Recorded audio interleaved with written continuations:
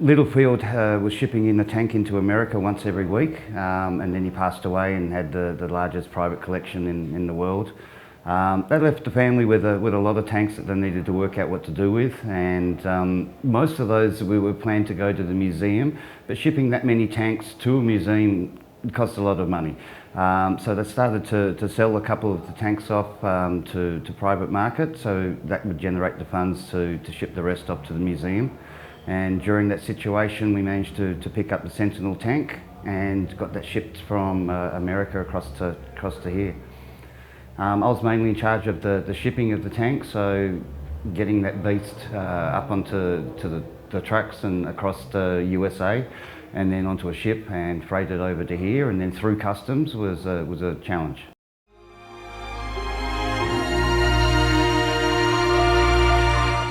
One of the regulations of getting anything through Australian customs, as you can imagine, because Australia's an agricultural country, so they don't want any weeds or seeds or anything, or bugs or anything like that being introduced into the country.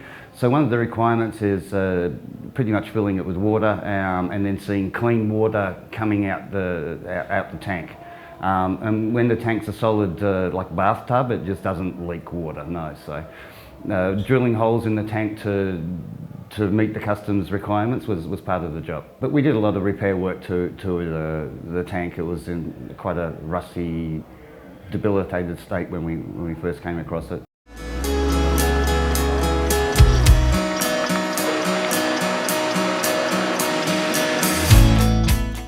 Part of bringing the tank back home was to also put it in the game, so players could go to Cairns Museum and view the tank, or play it inside the game itself.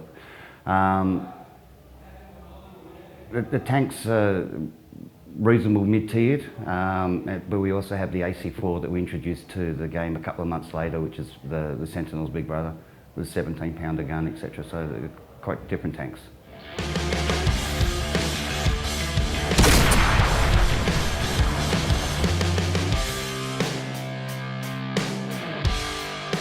It doesn't excel in any particular area because it's a good all-rounder tank. So when you have to compete against tanks that are bigger in your weight, being an all-rounder is a little bit difficult because there's no one thing that you excel in that you can fall back onto. But it's also fairly historical as well, because also at the time the Germans started to pump out the Tigers, so it was unmatched in that area as well. The majority of our players are senior historians or middle-aged militaria, so they have the culture of the military history. So we have military specialists for each office, and that's a position within our company, and their job is to go and get historical records for each tank that we're putting into the game to make sure that we get everything historically accurate as we can.